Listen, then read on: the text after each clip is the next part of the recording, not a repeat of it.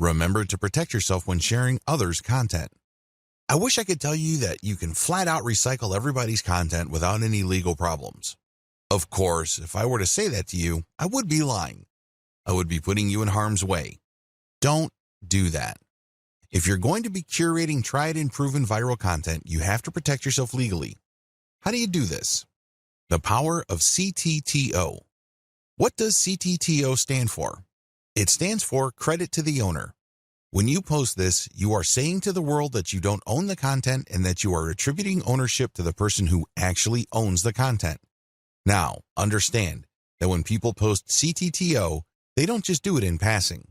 The ones who do this right will link to the source. For example, if you are posting a funny cat video and it turns out that it was a video originally made popular by a person with a personal account, include their personal account link in your curated post. Put CTTO and then link to that person. This way, people would know that that person is the owner. You are just curating this content. This is a very important part of getting legal protection. You have to give proper attribution. You cannot give the impression that you created this content yourself. Make sure to comment on the content. Under U.S. copyright law, as well as Canadian intellectual property law, if you use other people's protected intellectual property, you can gain some protection for lawsuits when you do certain things. First of all, your sharing of the content must have some sort of commentary. Either you're sharing it for news value or you're sharing it to foster conversation. This is how the fair use doctrine works. It is all about opening up copyright law to allow for genuine discussion. This way, when you comment, you are triggering the fair use doctrine.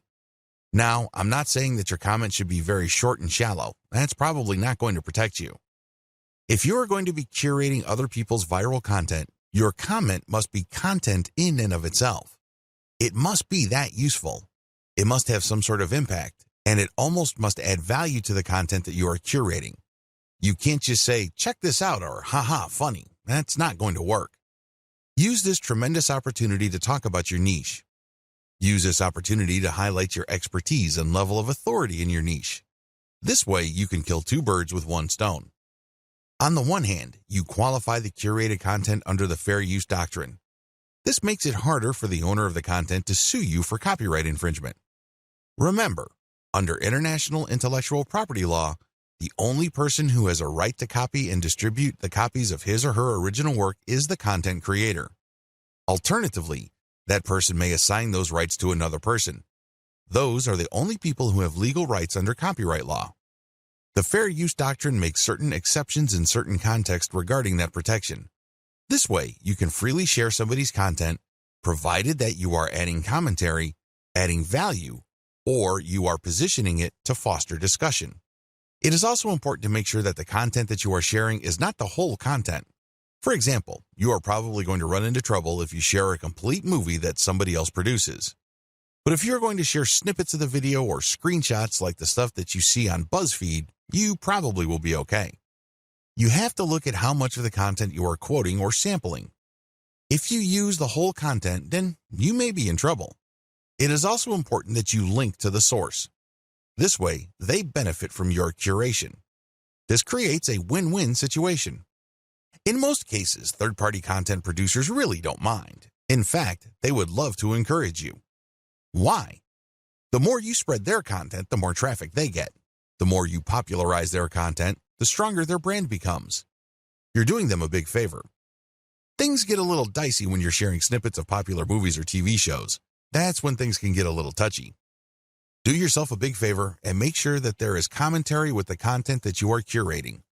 Make sure that you use the acronym CTTO to protect yourself.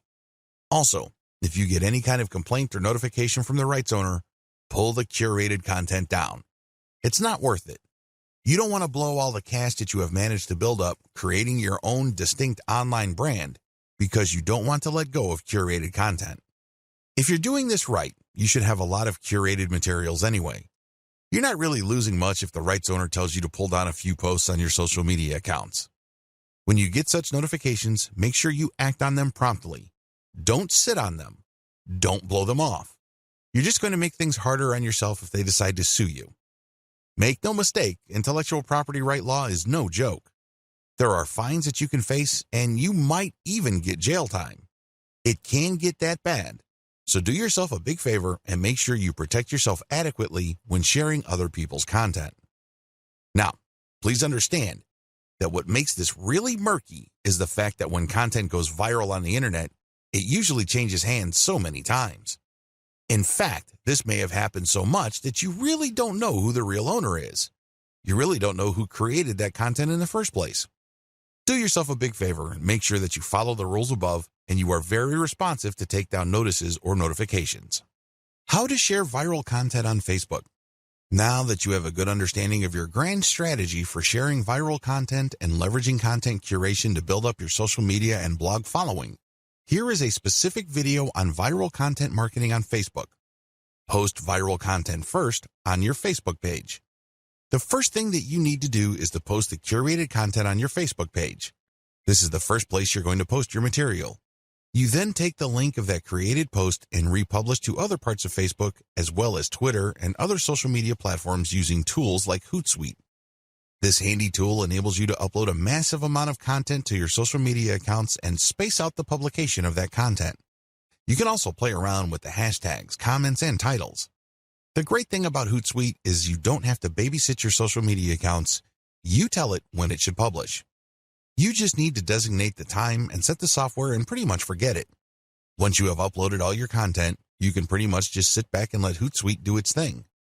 When people visit your social media accounts, they get the impression that you're actively operating your account because you're publishing at a regular rate. What they don't know is that you have actually set this up well in advance and it was software that published this material. This is a great way of automating your operations, so you don't have to physically or manually do the work. A lot of people actually make great passive income just by using tools like Hootsuite to post curated content on their social media accounts. These then drive traffic to their mailing lists. These lists are then automated to send offers at specific times. The owners and operators of these systems just sit back and collect cash.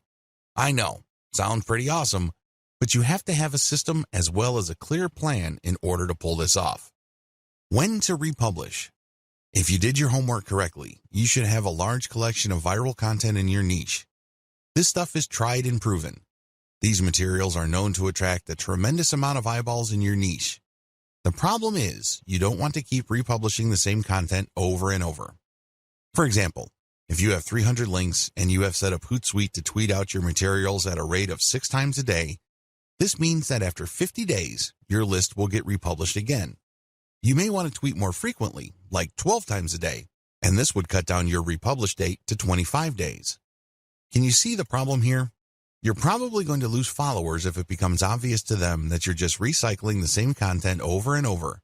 This is why I suggest that you get a huge amount of content so that even if you are publishing at a very frequent clip, every single day, your republication is not going to look obvious.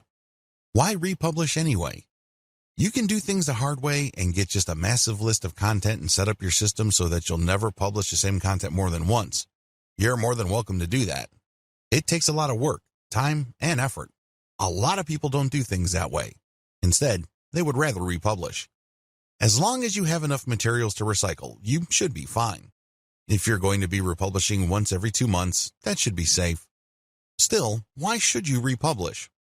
Well, when you do this, you get many bites of the apple. Maybe for whatever reason your initial publication did not get your followers' attention. Hey, it happens. If you republish, you get another chance. Also, when viral content gets hot, it gets cold very quickly.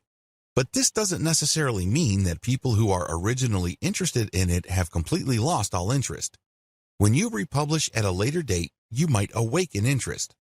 People might think that it's a nice throwback and share it, and this can give you new fans.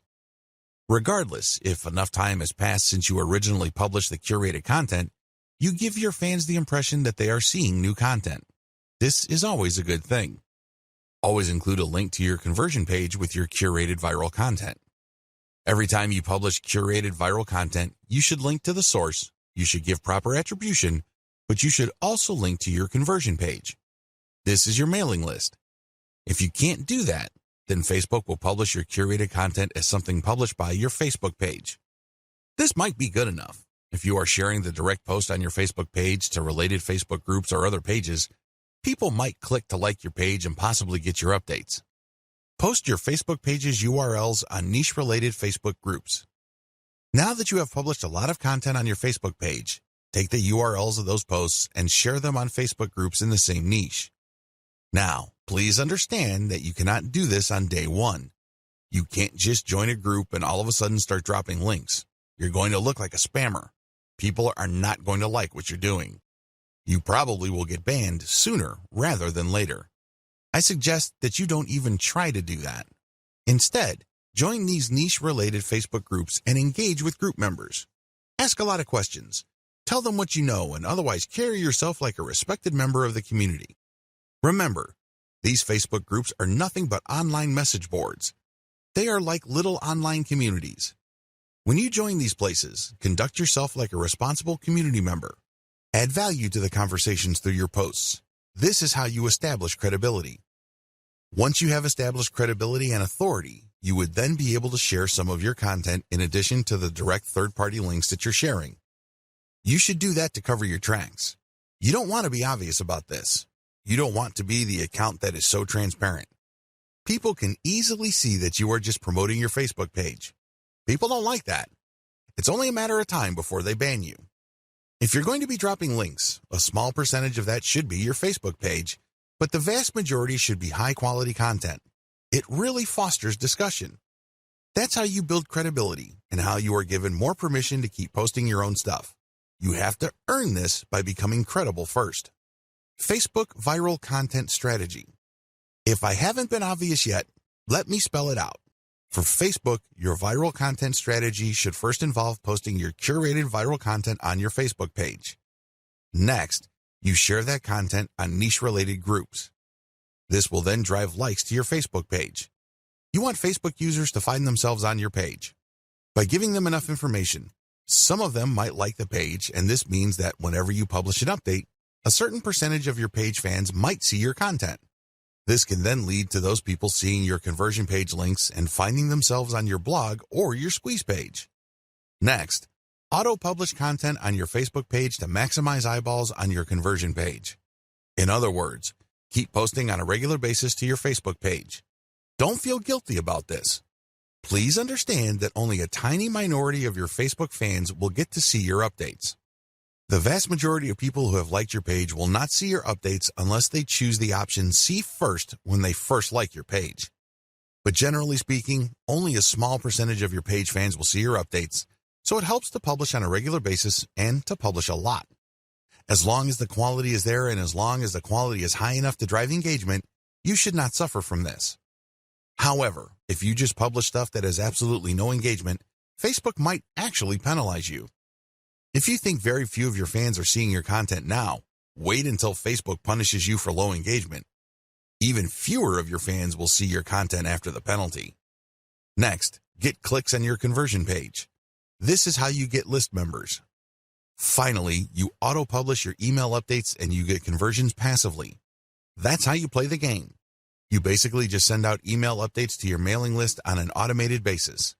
That's how you drive traffic to posts with ads, or you get traffic to actual sales pages when people buy something from these sales pages so you can get a commission. If you're selling your own products and they buy something, you get 100% of whatever money they paid. Map out your overall Facebook viral strategy using the sequence I described above.